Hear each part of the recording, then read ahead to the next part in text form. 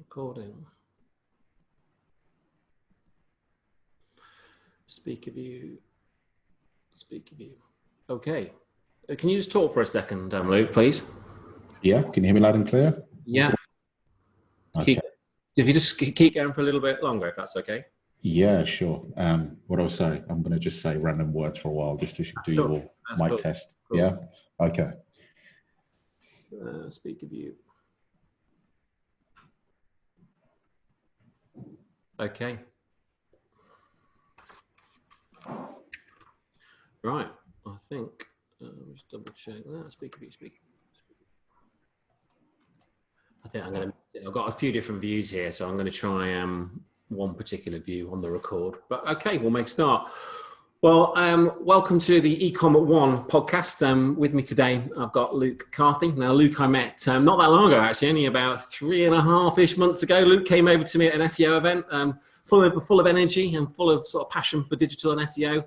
And I didn't realise at the time, but Luke's actually a very seasoned speaker at events and has spoke at MozCon, Search Love, a lot of the big high-profile SEO events. So obviously, after I got back from the event, had a real good look at what Luke's been doing. And we've been trying to get Luke on the podcast. And thank you so much, Luke, for agreeing to come on board and be interviewed on the podcast. So welcome to the eCom at One podcast. Yeah, thank you. Appreciate you having me on. It's crazy because these things are always more nerve-wracking than actual conferences. I think it's the fact that it's recorded in real time, even though the conferences are, but there's just something about one-on-one. And always gets my skin crawling a little bit. I'm looking forward to it. I'll try and relax you, get you warmed up, and get you loosened up, should I say? Brilliant. So obviously met you at the SEO conference, and the podcast is very much focused around e-commerce stores. And I know obviously straight away that you're very experienced in the e-commerce sector. I think on your website, your sort of pitch or your headline is e-commerce growth consultant. So that's quite a mouthful, but ultimately you have got a lot of experience in the e-commerce sector, a lot of e-commerce specific. So maybe if you want to tell me a little bit about the last maybe 5 years in the e-com, what you've been doing, from industry to now freelance. Yeah, sure. So there's been a bit of a mixed bag over the last 5 years for sure. I think kind of about 5 years ago now I was in an in-house role.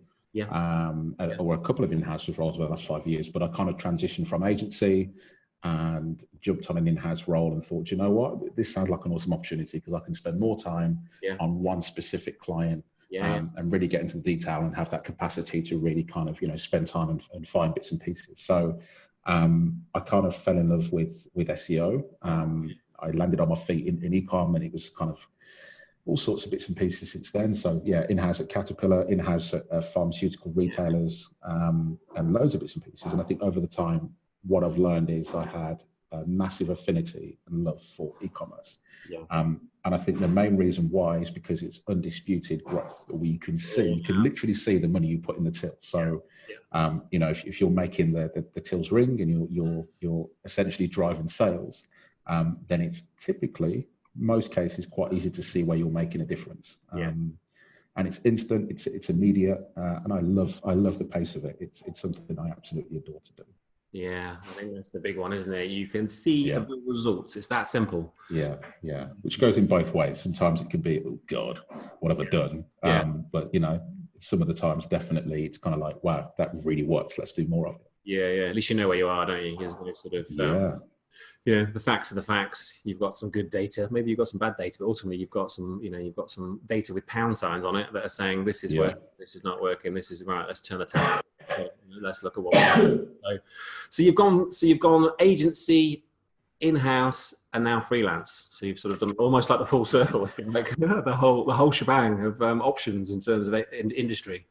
Yeah, quite literally. So agency was, I like to sort of categorize the three different distinct roles in three different ways. So I think if anyone's getting started in the industry and wants to really jump into SEO or whatever it is, then you cannot beat agency for the level of exposure to account management, to client deliverables, all that sort of good stuff. In-house is very much a case where you can specialize more and get more of the politics and understanding of technology limitations and all sorts of good stuff. And then freelance for me was just identifying that it was a bit of a leap of faith. And I wanted to be in control of my own destiny, essentially, and ultimately offer my services and expertise to more than one company, which comes with pros and cons. But I love all three of them. But I think in-house was definitely the point for me where I realized, e-commerce is what I really want to stick at. Yeah, I think, obviously been an agency owner for about 10 years, I guess. And you sort of obviously had different account managers in the business, and we can sort of see that, I had some cracking account managers that are working in the business now and have worked in the business, but you sort of almost see that some people prefer working on a lot of stuff where, you may be a bit broad, but you're working on a lot of accounts and getting a lot of exposure to different things, different types of industries and different verticals and different product sets, which is very exciting. But then some account managers prefer, maybe that one or two, which can be a bit more challenging in-house to have one or two or three clients.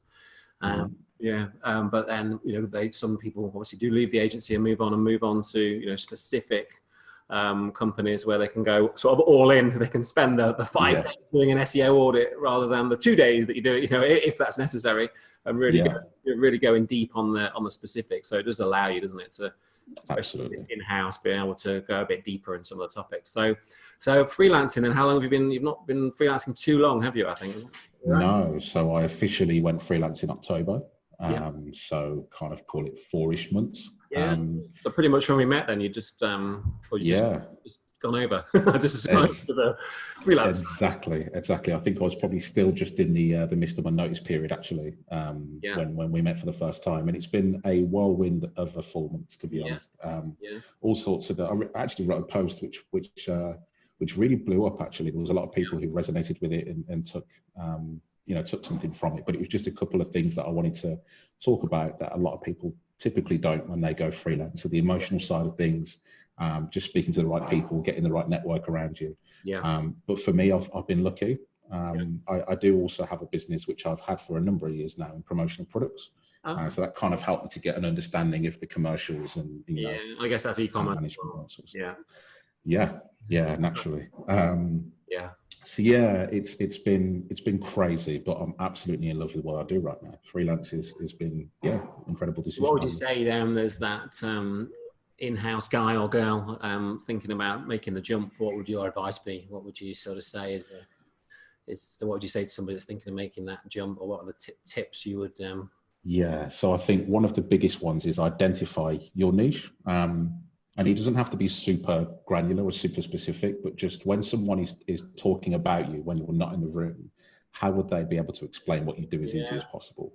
Because it's, if you say you're an SEO person or you're an SEO specialist, well, you and probably 500,000 other people, right? So what is it you do in the world of SEO or in your environment that makes you the go-to person for that problem? So to list a few names, for example, Barry Adams is the guy who I'd always go to for press, for news, for algorithms and that sort of stuff. You've got people like Marie Haynes, who are absolute gurus in the world of EAT and kind of understanding algorithms and picking pieces apart.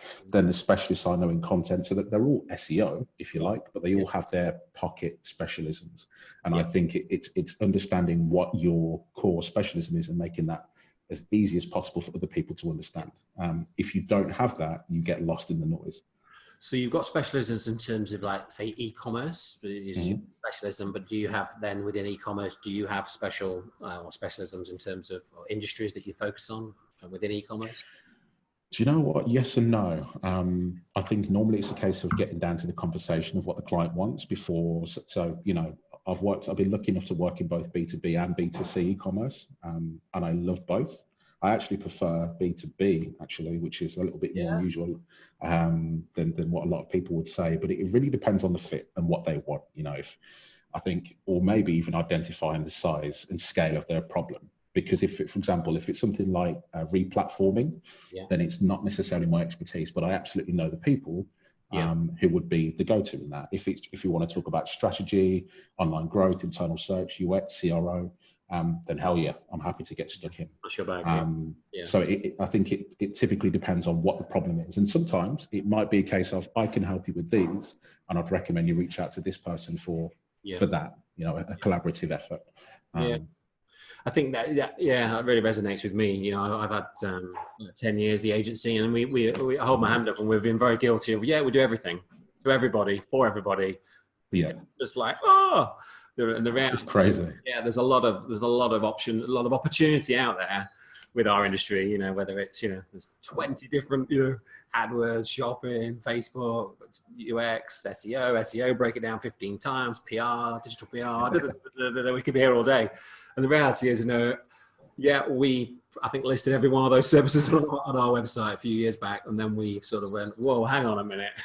There's a lot going on, right? Stuff here we're really good at, and the stuff here that, let's be honest, you know, we're not as passionate about, we're not as good at. You know, in reality, there's people that are better. So that's exactly what you're saying is exactly what we did. You know, we split our agency into two, and we just literally do not do certain aspects. And we go, no, you know, if somebody wants X, Y, Z, we say, you need to speak to whoever it is. But if somebody comes along who is very specifically after the things we do, we just know that conversation is going to be a very good conversation, and the likelihood of working together, if they're good people, if it's a fit, is very, very high. So yeah, and then it was crazy thing is self-selection of your customers straight away. Yeah, for sure. And the funny thing is, the reason why I say it depends on the conversation is because someone might have a conversation and say, I want X. But actually, when you get and forget what you think you want. I know it sounds patronizing, but I promise it's not. But forget what you think you want. Tell me what your problems are, and tell me what success looks like. Because some people might come to you and say, hey, look, I want SEO. And then you're like, okay, why do you think you want SEO? Because I want more customers. I want to double my sales, Yeah, and then you think, well, hold on a minute. So what are your problems that you have right now? Well, this doesn't work, that doesn't work. Well, actually, you don't need SEO right now. You have a technical problem that you need to fix away from SEO. For example, it's too slow, right? I mean, you could argue that is SEO, but what they've come to you for could be different to what they actually need. Or the perfect cliche one is, I need a new website. Right, I'm fed up with my old one, you know, blah, blah. And actually, you could find that it's not a new website they need, it's just some things that need to be repaired. And it's not that you'll say no to a new website, it might just be not yet. You know, if we can... right at the beginning, like what does sort of success look like? Well, it doesn't look like a website, it looks like more sales, or 20% or 40% over 3 years, or whatever that sort of number is. The website is a piece of the 5, 6, 7, 8, 9, 10, and then it's being what's what. So it's always better to not take what they're asking for at face value. Some people know exactly what they want, and that's great. Other people, as horrible as it sounds, think they know what they want, and that they're happy to hand over money. And you can say, well, you don't need to go and spend 50 grand right now. How about you just go and spend 5, fix those problems, and defer your 50 grand once we've hit a certain milestone, you know? So get some money back rolling in to pay for the next phase potentially, and exactly. funds itself, Okay, great. So I think it'd be good just to touch back on some of the talks that you've done. So what would you say? Obviously, I saw you were doing a panel more so when we met, but I know you've done some. You know, you were chairing a panel, weren't you? Quite a quirky panel. But you've spoken at MozCon. Yes, MozCon was ridiculous. It was like the peak of that. Was actually the conference for me that made me want to go freelance. That was the kind of, for me, it was kind of like right now or never, because when I stepped off that stage, the feedback was insane. The opportunities were incredible. I had conversations with some really cool people from Airbnb, from car gurus, and it was like, I had to turn these out, right? Because I was employed at the time. I still employed, yeah. So it festered away in the back of my head for some time, and I thought, you know what? If MozCon's my pedestal, then hell yeah, let's make it happen. But in terms of topics, I've spoken about things that are a little bit more unorthodox, a little bit less typical. So MozCon was talking about how to use an SEO tool to deliver CRO growth. So a bit of a mishmash of using a tool that's not what it's necessarily designed for and using it for something else. So one example I identified in there was for a client, how we wait me a second. Oh, that was it. So I looked at Home Depot, and one of the examples was they have thousands upon thousands of categories that have no products in, but they all resolve. They all have a 200 response code. So if I had access to the data, I could have proven to Home Depot that you have 500,000, say, visits to all these categories. You've got no products in. What are you doing? Or no product's been served. There you go. Or search queries that have high volume but low product count, or been able to use things like custom extraction to identify search terms that have small numbers of products. So, you know, I'll give you a perfect example. There's a client of mine that sells racks and networking equipment. Yeah. And they had a lot of searches for rack drawers, but they didn't manufacture any, they didn't have any. So naturally, when I started to find an insight, I was like, you need to go and manufacture some rack drawers. So they did. Yeah. They started to sell. Happy days.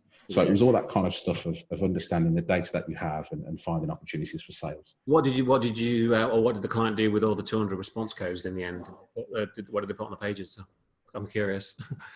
Oh, so it was the home. I think I did Home Depot, Argos, and Best Buy.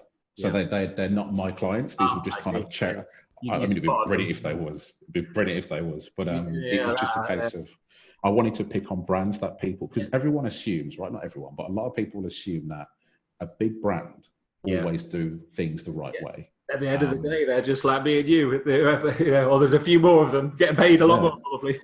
Yeah, so I think it kind of hit twice as hard when I picked a brand that people considered a household name in the US and found really basic things that they were doing wrong that was costing them potentially quite substantially. So it was just 3 cherry-picked instances of American brands that I thought would work well. Because I think you have quite a habit, should I say, of picking on, picking's the wrong word, but learning and exposing issues that big sites have. I think you obviously you had a bit of a situation with Lidl not so long ago, I believe. Tell me about that. Yeah, Lidl was fun. So there was a situation where I think it was a Christmas campaign, and I had a good copy of the Good Food magazine because I love to eat and I love to cook. Right? So back cover, beautiful spread, Lidl, and it was a really nice URL, lidl.co.uk/Christmas or something like that. It didn't work. So I fired up the web address and just nothing, 404, right? So what I like to build, the reason why this came about is because what I like to build is for clients is a 404 counter in GA that counts the number of 404s by how many people find them rather than SEO impact. Because there's a 404 that impacts a website from an SEO point of view, and there's a 404 that impacts from a CRO point of view. You know, so if you've put out a magazine that has lidl.co.uk/Christmas and it doesn't work, you can imagine you looking at the tens of thousands of people who have punched that in. But from an SEO point of view, there is no damage because it's probably a URL that maybe never existed before. So SEO, nothing, CRO, big problem. So I kind of did a blog post, identified some of the stuff that they weren't doing right, collated it all together, published it, and Lidl were fantastic at getting back to me. Really? Hasn't always been the case. Normally it's a case of people just ignoring me or whatever. But Lidl slid in my DMs and said, hey, thanks for letting us know. We fixed the issue. And yeah, I was kind of expecting like a Christmas hamper at least or something. No, not even a little chocolate box. Nothing special. Okay. But I just think, I mean, I could have, a lot of people say to me, why didn't you handle it in a different way? Why didn't you, send an email to someone or send a letter? But the way I see it is, one, it's publicly accessible information. It's on their website publicly, so I'm not doing anything malicious. And secondly, the chances of me getting Lidl as a client is really slim. But the chances of me getting clients off the back of what I've found on Lidl is much greater. So, and even, let's be honest, if I don't get Lidl as a client ever in my life, it's a shame. I might have shot myself in the arse, but to be honest, I'll probably never get them as a client anyway. So I've probably won a lot more than I've lost, I reckon. I would agree. They'll probably drop you as quick as they hire you as well. maybe not. Yeah. But yeah, nice one. I'll have to keep an eye out for who's next on your radar. There's one. There's one coming. Is it? Okay.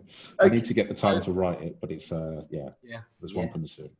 Brilliant. So if we move on to some sort of some of the strategy, some of the things that the sort of on the tool stuff that you're doing. So maybe talk me through, if you can, some of an e-commerce strategy that you've delivered that's generated multi-million-pound revenues and really shifted the needle for a company over the last few years, whether that's in-house or freelance. That's really you've sort of thought it through, you've got buy-in, implemented it, and then you've seen the needle really move on the sales. So there's definitely a couple of standout examples. One doesn't necessarily reach into the millions, but there's one that definitely has. But I'm pretty sure there's an NDA there. So anyway, but I'll talk about one which I can talk about because I've done it in a talk recently. So to paint a bit of a picture, it was an issue at the checkout. So what would happen is every couple of days, customers would call and say, "Hey, look, I'm at the checkout, putting in my card details. What's going on? I can't complete my transaction." So normally what happens is that would trigger a ticket into dev. Dev will take a look, they'll try and replicate the issue, can't replicate it, close the ticket, you know the system, right? And this kept happening on a weekly basis for probably like close to a year. It was a really extended period of time. So I thought, do you know what? Something doesn't really sit too well here. So I started building things in GA, which allowed me to pull error messages from Google Analytics. Yeah. So I identified that there's a particular error message that fires extensively on the checkout. And that error message was something like, it was a SagePay specific error. And what it was like a API response of error 7004, yada, yada, yada. Didn't mean anything to anybody. So what we actually identified is error 1007 meant invalid card number. That's all it was. So we changed the copy in that message from whatever it was saying as an API output to invalid card number, please check and retry. £30,000 uplift in sales overnight, just because of the clarity of information. Changing the message to the end user, where they maybe put the card, put the card in wrong, or something wrong with the card, but it's sort of a bit of big error code rather than a, oh, don't worry, let's just try again message. Yeah, absolutely. Really simple things, but technically dev were never in the wrong because what they did worked. Yeah. You know, so technically if you put in the right card number, the transaction works. If you put in the wrong card number, an error message appears. And it's that kind of soft skill of where does UX lie in a small business? Like, you know, how did you spot, what was the first indicator for that problem? Was it in GA then you were seeing huge trouble? Yeah. Or was it obviously people submitting tickets with errors, or? So the indicator was I had a look at the checkout and identified all the error message events that were firing at that checkout, and that seemed to feature quite highly. So I thought, let's go and take a look. On top of that, we also captured lost basket revenue. Yeah. So that allowed us to understand all of the transactions we didn't win and tag all of the events in that session that led up to that specific loss in the sale. Yeah. So as you can imagine, there was a strong correlation between that poor error message and the lost basket value. Got quite immediate buy-in because we realized quite quickly how much money it was costing the business. So it wasn't even a case of let's put it in the queue. It was actually a case of, dude, why are we still having this conversation? Go and fix it now because it's clear. Corker example where, you know, people come along, so, we need to improve our SEO, but just like a simple saying it, obviously it takes some finding, but fixing a checkout, and the amount of sites we look at, I'm sure you do, like mobile, you look at the mobile checkout. We have where this company sells car parts. I think it's car parts, you know, been established 18 years, site's been online 18 years, fairly chunky business. But they've got a chatbot. Chatbot pops up, do you want some help? Yes, no, yes, no. But it was enabled when they were in checkout still, and you couldn't get rid of it. So you go into checkout on mobile, but you couldn't put your credit card in because the chatbot was overlaying the checkout.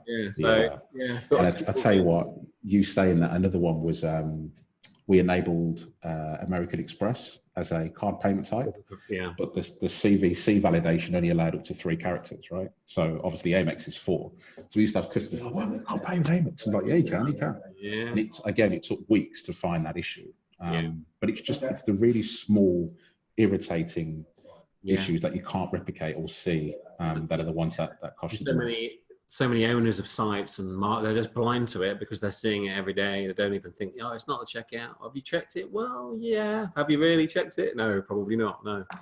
Okay. So Black Friday. I think I know when we talked about Black Friday, I think it was just literally before Black Friday. We're all getting geared up for the madness every year now. It just seems to get crazier and crazier and crazier, and sitting there refreshing GA and seeing what's going on and refreshing it. And say, oh my God, 10 minutes has gone by, another whatever, how many orders. But I know Black Friday is a big topic for yourself. What sort of things have you been doing, would you say, maybe last November with clients to maximize? So as I was relatively fresh in the freelance gig, there wasn't a huge amount of Black Friday activity from a client perspective. Yeah. So instead, I used that time to go and pick on everybody else instead. Mm-hmm. So who was it I looked at now? Homebase. Yeah. I think. And I actually got a response from Homebase, and it was quite nice, and I felt really bad afterwards. But what basically happened is you search for Black Friday on Homebase, and there was no results found. Yeah. Which I thought was quite funny, because if there's a single thing that has to be right, regardless of what time of the year it is, it should be your internal search. So searching for probably the most powerful keyword on your internal search on Black Friday, and it doesn't work. Painful. But to be fair, what Homebase said is that they were not doing a Black Friday sale. Yeah. So for me, I was kind of like, okay, so then you have an opportunity to double down on this, right? Because if you're not doing a Black Friday sale, when someone searches for Black Friday, you say, hey, we're not doing Black Friday this year. However, we have deals A, B, and C, D, E, F, 1, 2, and 3 available, right? Just because you're not doing something doesn't mean the experience has to be you're just not putting the Black Friday label on it, but you are doing exactly. And then we ended up sparking a whole conversation about using the same URL every single year. So every single year it becomes more and more powerful. So a lot of companies out there will do something like Black Friday 2019 or Black Friday extravaganza, and then next year it'll be biggest ever Black Friday as a URL. Just use the same one, because all of that equity you have will constantly be recycled every single year. And I think I looked at Currys in one of my talks, and my Search Love talk, not last year, but the year before, was on Black Friday.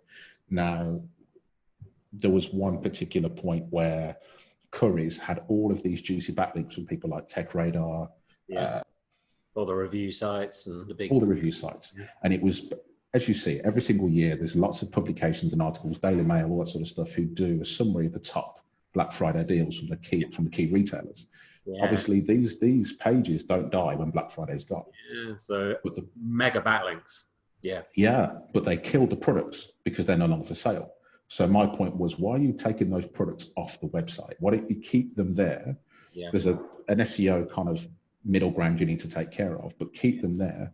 And then when people go to these products for next year's Black Friday, then you can say, hey, we don't sell this 50-inch Hisense TV for $299 anymore. However, we do have this JVC 50-inch for $329. It's just using as much of the stuff that you've done before and keep using it. And then another perfect example is like case sensitivity on discount codes. And I see this so many times where like you say, get an extra 10% off when you use discount code Black Friday, but you have to do it uppercase, otherwise it doesn't work. And then it's like you've lost the sale because someone's on a mobile phone and hasn't done that, or so just made it non-case sensitive. That's the obviously the Black Friday URL issue, but that's just it's a wide issue in e-commerce, isn't it? Where a lot of clients we have, or so I know a handful of clients, should I say, that have limited runs of products, and then they might not get them for 8 months. So their strategy was, right, well, we'll take it off the website and then we'll put it back on 8 months later. But as what you're saying, and what we're saying is, obviously Google's indexed that product page maybe 4 years ago. So sitting here today, you could have 4 years worth of equity, 4 years worth of power, a domain authority, or domain authority, should I say, rather than every 3 months, every 12 months in Black Friday's instance, you're starting from fresh. It's quite a simple solution, but it's usually, I think a lot of people, we don't sell that anymore. Get rid of it. I think, to be honest, hats off to people like Argos, because every single year they are always consistent with their user experience. Their Black Friday land page is always spot on. But some big retailers get it right.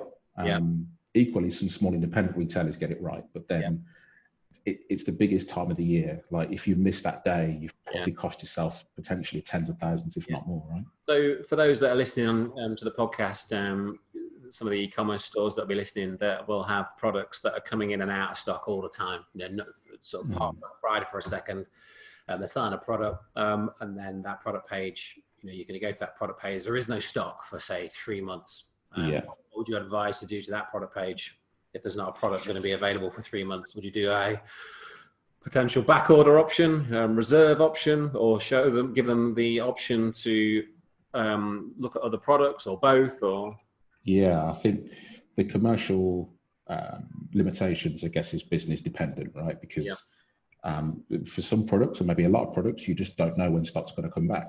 Yeah. You know, you might have an idea, but the last thing you want to do is start fulfilling orders and then find out. Sophisticated back end systems to know that. That's exactly coming in. Yeah. So what I normally advise is that the technical side of things needs to remain separate from commercial. So what I mean by that is if the product is out of stock for a mid to long term amount of time, then sure, take that product out of the index. And what I mean by that is no index it, but keep it followed. But what you do not do is turn that product off. That product should always remain online, because in the world of e-commerce, you've probably over the last, say, 12 months sent it in an email, you've shared it on social media, you've got affiliate links to it, you've got all sorts of stuff. So the last thing you want is to have people go into that product and seeing a 404. Yeah. So what you probably should do is show the product page and be quite open and say, look, this isn't available anymore. However, we have other alternatives from this brand. We have similar items from different brands, but it allows the customer, rather than seeing a kind of, don't know what you're looking for, they've got an example or a number of alternatives they can go and look at. But that's exactly how it would work if you walked into a supermarket, right? If you walk in there and you're looking for a specific, I don't know, your favorite tin of tomatoes or whatever, and they haven't got them, you will look at alternatives unless you're particularly specific about what you want. So the same experience should be online. You know, if you're looking for something and they don't have it, then here are some good alternatives. And again, rather than nothing. Going back, rather than nothing. And so again, another retailer that does this really well is John Lewis. John Lewis, They're really good at kind of, this product is no longer available. Here's some more from this brand, and here's some other products that are from other brands, but are very similar in specification. Similar, just pulling from the category, one higher, lower, or price around circa the same brand, similar, Quite straightforward, really. I think it's just, you're either doing it or you're not. If you're not doing it, you know, it's getting something implemented, you know, depending on what you know, whether you Magento, Shopify, custom built, it's making sure you've got in there. I know there may be some limitations depending on what systems people are using. Less so now. I think most systems have got like, you know, that option, I think. So okay, so well, we'll see what this Black Friday seems a long way off, but it's always madness. Where are we now? 10 months time. 10 months to go. We'll see what the crazy stats are this year around Black Friday numbers. But every year it's as you know, we do a lot of Google shopping, and it's just crazy. Literally just blows my mind. I just like the bigger clients just hit and refresh. When you can hit refresh and get like, you know, literally dozens of orders in like 10 seconds. what? I remember blown up. It's good to see. The year before Friday, we've taken on quite a large client, probably doing about 15,000 orders a month, so reasonable size, and on a normal month. But then I was in London on Black Friday, and I was on the train, and I was like, I was trying to hit refresh on my phone, I was like, oh my god, I was going through the tunnels from King's Cross back, and it was like, oh no, and then it would take like a minute, and it was like, oh my god, there's another 100 orders, you know, like brilliant, like a minute or whatever. But actually, you saying that, you know, this whole Black Friday thing, right? Like your Black Friday page should still be live now. You shouldn't be taking that down. So I know it's not Black Friday right now, but you're still going to get visitors to that. Maybe not that many, but maybe like 95% less than what you're normally used to. But be clever with it, right? You've got domain.com/Black Friday. You land on the page. We're not doing Black Friday yet. Register for next year, so stay alerted. And then also email list, build the list. Email list, and then also if you've got a February sale on or whatever, you know, time of the month you're in, you can say, look, we're not doing Black Friday, register and sign up for updates, but have a look at it. There you go. So your page is still working for you, your equity still passes to it, it's not 404 and you have Black Friday, it's, you know, you forget the Christmas gift, it's all about the Valentine's gift. There you go. You see, exactly. So can you imagine something like that for Moonpig right now? Valentine's is literally around the corner. Moonpig, we'll have to tag Moonpig when we get when we push this out live. I'll be curious to know if their Valentine's page is live all year round, or whether they make a new one each year or whatever. It'd be cool to take a look. Maybe I should take a look. I might find some time and investigate. Yeah, I mean, we'll push this live in about 6 weeks. We've got a bit of time, and we'll tag them up and we'll have a little look. And then if you put something out beforehand, then we can tag that as well. And yeah, cool. I'll see what I can do. Yeah, I think that gives you a lot to think about. I think obviously every e-com store has got Black Friday, but it's obviously the reality is you've got to maximize it all year round and prepare all year round. So you've got that, making sure those URLs are there for the Black Friday URLs, but then also the products that you're pointing to, you know, and product URLs that are coming in and out of stock. You've got a strategy for that, because I think that does get missed. Okay, so tricky question coming up. Damn, we're doing so well. Right, okay, come on, let's have it. No, it's a bit of a corny one or a bit of a tricky one, but what do you think is the best SEO strategy right now? I was going to say something really quite blasé and say not have one, but I would actually say that your SEO strategy should be to just build it as best as you can for your customers. Quality. Don't get me wrong, I think it's a tricky one. But if you spend a lot of your time building a website that it tickles all Google all in the right spots and everything else, then that's great. But if you have a website that is SEO friendly, but CRO nightmare, you are not helping your customers and you will lose customers as a result. But if you look at it this way, if you have a website that is really slick, easy to use, has a good, healthy conversion rate, people can find what they want, but from a technical SEO perspective, it's not perfect, there's a pretty good chance from money in the till you're going to do better with the latter than you would. But I forget who says this. I think it might be Stephen Kenwright. I'll double check, but he's a gentleman that I value a lot. And he says it's not that we're chasing search engines or chasing Google's, the fact that Google are chasing the best websites, because when you're searching for something, it's Google's jobs to give you the best possible website for that particular query. So if you build a website that's crap, technically sound, but crap, you're not going to rank very well. And we've seen this time and time again with websites that just have really ugly URLs, right? But they just seem to be ranking like crazy. But because it's their brand powerhouses, right? The Matalands of these worlds. The Halfords is a perfect example. Halfords is, from a technical point of view, a bit of a mess. But it's a brand that people know and love. It's what families buy tents from. It's where you get your bikes from. Brand affinity is huge. Yeah. So, I mean, I think your SEO strategy should be build a case and a business case for what your customers really want, and then SEO will kind of follow as a result of that. No, good. I like that. Okay, so I think we talk a lot about things that are working in life in general, and this is great.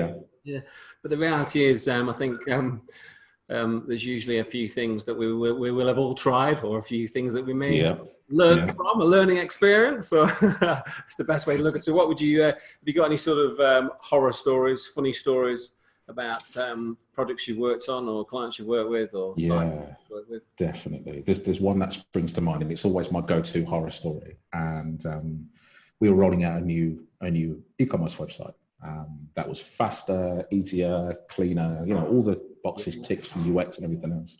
So we launched it, and everything was good. We tested the URL structure, did all the migration, all good. Day one, it fell over. It like properly fell over. No sales, nothing. And we were like freaking out. What the hell's going on? What had actually happened is we'd made the website really fast without thinking about the back-end infrastructure and whether it could cope.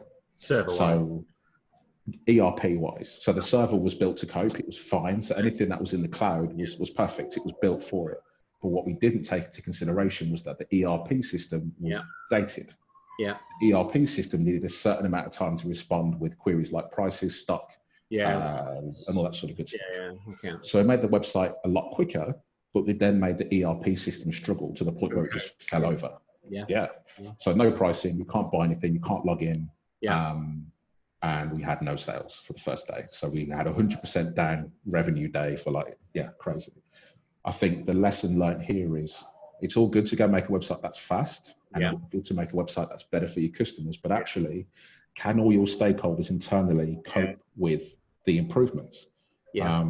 it's one I just never saw coming, because everyone's kind of get on the fast train, make it fast, make it quick, make it better. But we didn't take into consideration whether all parts of the business were ready for that. I think that goes as well. When we touched on Black Friday, obviously you got this massive surge of business. Can you cope with it? Can you deliver? We have examples, fortunately, unfortunately, of very large, multi-million pound e-com stores, per month, that this November really screwed up, unfortunately, because they were that busy. They couldn't get the stock in time. They couldn't ship the stock in time. So they got literally, hundreds of reviews, which were not good, which really, they maybe maximise a short period, but now coming into January, February, when sort of the gift type of business is a little bit more challenging, or a lot more challenging compared with Christmas, their sort of their brands is, pretty damaged because they weren't, there's quite a few things happen with that particular. Being able to make sure everything in the back end is working, absolutely so important, because you can soon get caught out, can't you? And then the whole sort of can come down if in your example, if the warehouse system just completely broke and they can't pick and pack anything for a day, or they can't, stock levels, they order something by mistake, or there's a lot of variables, especially when you get to a certain size. It is, for sure. And I think maybe it's more of a problem in a small sort of SME business environment than it is corporate, or at least you'd like to think. But I think the point is, you can do the right thing and still make a massive cock up of it, right? You're hitting all your goals, all your targets, you're making things fast, you're making things cleaner, you're using the data. But if there's a part of the business that you rely on isn't ready, to your point, right? So you've done all your campaigns, you've got everything ready, you're driving traffic, you've got in conversion, but actually, and you hear it all the time. I think maybe not so much now, but back when Groupon launched, the whole thing of people going absolutely crazy for Groupon and booking tens of thousands of vouchers for this small massage parlor in Suffolk or something. They can't fulfill demand, so they have to close down because it's just crazy, right? So you're going to have to put that in the show notes about the massage parlor. The ones in Suffolk, not the ones in Thailand, all right? There's a difference there. We won't go any further. But absolutely, a little two-man band. I know we've got a small client, who's a friend of mine, right? Who's got a sort of a fitness center, but it's not a David Lloyd. It's a one man. He's got a couple of staff, and he does Groupon. And sometimes I see his Groupon, it's like sold 120. I'm thinking, how the hell, dude, are you going to get 120 people through your, your 2-room fitness? He has a brilliant business, but it's very personalized. But I think. The reality is with Groupon, probably not a lot of people actually redeem their purchases, but been geared up for what might come from that in something else. So SEO wise, what would you say are some of the tools that you like to really? Obviously, there's a lot of tools out there, a lot of I think household names in SEO, SEMrush, Ahrefs, and so forth and so on. A lot of tools we use in the industry, but what are the couple of bits that you use, sort of maybe a couple of features within a couple of tools that you really... So I like to, I'm a bit of a, what you would call it, I'm curious. So I normally try lots of different tools out, but I normally have a very distinct tool set that I go to all of the time. Ahrefs is one of my absolute favorites, mainly because of their data. It just seems to be the most comprehensive.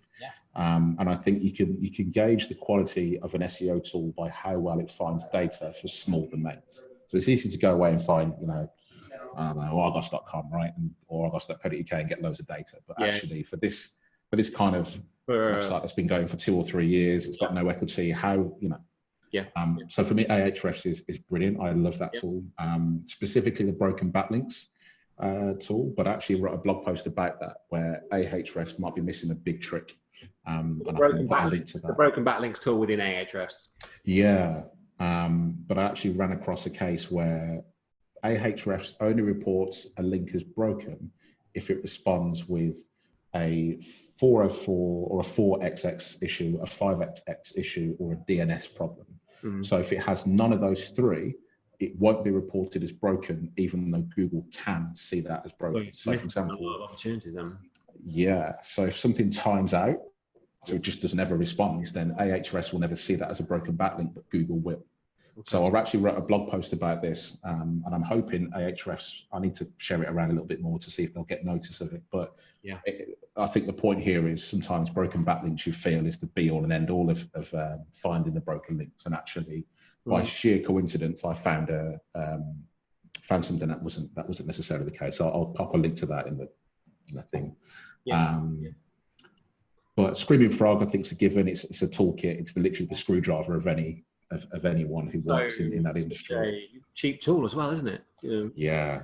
Technically free, depending on how big the site is, and then like less than 200 quid a year for a subscription. Yeah, 180. Yeah. Negligible stuff. I really like one which isn't very popular called Cognitive SEO. SEO, Razvan. Yeah. I haven't used this one in some time, but that thing was awesome. I think back in the day of when disavow was like this huge super topic, they had a really powerful disavow tool. But I've got one more go-to which I use and I have a subscription to, which is Systrix. Love that one. Oh, I don't know that. Systrix is the one that for me makes all that data stakeholder friendly, C-suite friendly, because it has a beautiful graph called keyword. Damn, I need to do this justice. What the hell is it called? Visibility index. There we go. And the visibility index is a perfect graph at demonstrating organic performance over a period of time. So like over 5-10 years. And you can start to see exactly where a particular domain was at its SEO peak and where it's dropped and why and algorithm updates. And for a C-suite, that's really helpful. Because rather than kind of show them GA and all this kind of stuff, it's just one graph. That takes an average of basically all the SEO factors and kind of gives you a nice, don't have to find problems. I have to say that's not one I've heard of, and that's I think we'll give that a go and I'll have a play. I think Cognitive. We used Cognitive for about 5 years here, somewhere there, up until about a year ago. Then we have moved things around a bit, but it's one that I personally really liked. I think for the link profiling specifically, it was exceptional. But like you say, when we were doing a lot of disavows, which we don't do anymore, well, very rarely. It was with our bread and butter back in the day when we were disavowing. It was literally Cognitive, build the disavow file. Good. But what I will also say actually is, you know what, you don't actually have to spend money to get good tools. Like Search Console is awesome. Let's be honest. Although there's a few things I don't like about it. For example, if you no index URLs, they don't appear, backlinks for those URLs don't appear in Search Console. So no index and or no followed URLs don't appear. And I've got a post about that as well. But Search Console is incredible. There's like loads of redirect hot checkers. There's loads of Chrome extensions. So I love the Ayuma, I think that's how you pronounce it, Ayuma redirect checker for Chrome. I love the JS, the JavaScript toggle switcher, which just allows you to see how website renders when JavaScript's turned off. There's loads of free things that not only do one thing, but it saves you a bucket load of time or just gives you a window of visibility that you wouldn't have had without it. Free tools are some of the best ones. If you had to choose one, you'd be Ahrefs then? I had to choose one tool is a bit of a nightmare situation in SEO, I know, but if you had to go with one, where would you go? I think another question. You've got 10 minutes to diagnose a website best you can. What tool would you use to be able to present enough data on that website? Search Console. Search Console.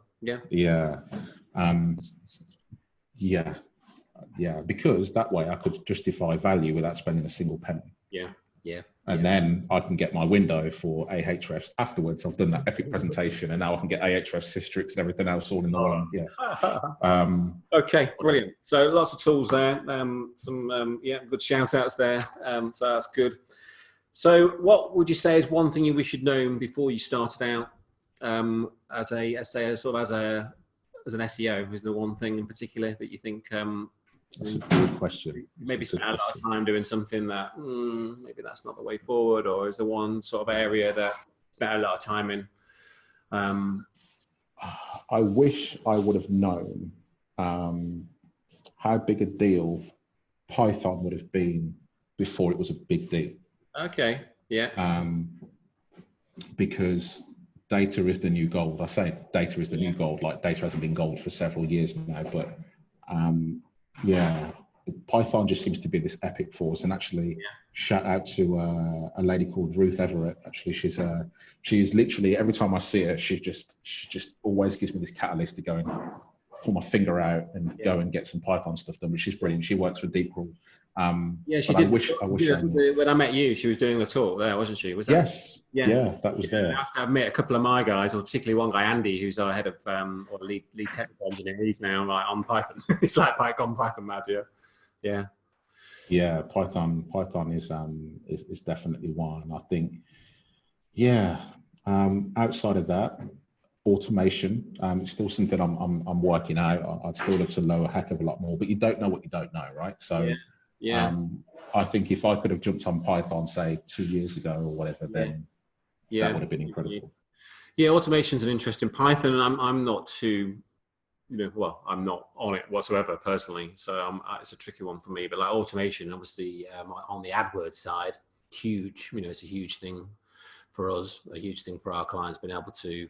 There's obviously different types of automation, but being able to take data from different systems and different, extract stuff from from the different tools. And we've just had a meeting this morning about creating new dashboards for clients. Data Studio, and then extracting all the data from Ahrefs, extracting API from Push, GA, obviously, and just some of the once you've set some stuff up using automations, like wow. You can really dazzle the client, but obviously you can speed up and you can spend your time then doing proper stuff. Rather than spending 5 hours sorting out data and sort of so but I think to also complement that, the one thing I'd absolutely say is it's all good and well having all the science and technology and gigabytes and terabytes of data at your disposal, but SEO will always be fundamentals first. So your backlinks, your information architecture, your speed, they're all just as important, if not actually they're a heck of a lot more important than all the new shiny stuff like all that sort of stuff. So I think SEO is still the same as it was to a point 5-10 years ago. It's still about fundamentals, right? I agree. And sometimes it can be very easy to get lost in the new and shiny and forget about the core pillars of stuff, right? Absolutely. So what would you say is one thing that you failed at? Wow. Okay. I might have to swear on this podcast because I feel like I need to. My podcast, do it right, within reason. Oh God. One thing I think I failed at. Probably need to reword the question. So what's the biggest learning? Time is precious. I think everyone who hits their 30s will probably say this, right? So you don't realize how much time you waste when you're in this is like turning from like an SEO podcast to some kind of life coaching thing. But like in your early 20s, you are so time rich, you don't realize how much time you actually have. I think if I'd have realized and sat down and really got my head down and stopped messing around with alcohol so much, then I probably would have been a little bit further on than I was. But saying that, compared to my humble beginnings and everything else, I've come a heck of a long way as well. So I don't know. I think I've got a better answer for that, and I'll work it out as soon as I put the phone down for this podcast. But that's what I'll give you right now. So what would you say? Obviously, a lot of like you say, fundamentals are very important. So even more so, getting out, building a quality experience. But what would you say one trend that we've got to keep an eye on in the industry that you think is, think about e-commerce specifically? What's one trend we should keep an eye on? One thing I think one thing I'm actually really curious about is Instagram. I'm a little bit worried by, should I say, because they've not really managed to make a massive commercial move yet outside of the cliche ads. But Instagram is super visual, and Instagram is all about influence, and it's very, it's fashion led, right? So I think there could be something in the pipeline, don't know when, maybe 12 months from now, where Instagram becomes its own e-commerce platform. Imagine like kind of like a Shopify Instagram mashup. And I know they've done beta tests of stuff like this before. You might know more than this with me. But at the moment where a brand will list in an image, and you can brands, only so many brands have got that, I believe. Yeah, but could you imagine how powerful it'd be if Instagram had the ability to kind of create a Shopify instance in that platform? Yeah. I think that would be huge, especially if Instagram is slicing the commission off every sale. But I just think something tells me there's something bubbling away in their HQ somewhere. That's how can we monetize Instagram in a way that other people don't.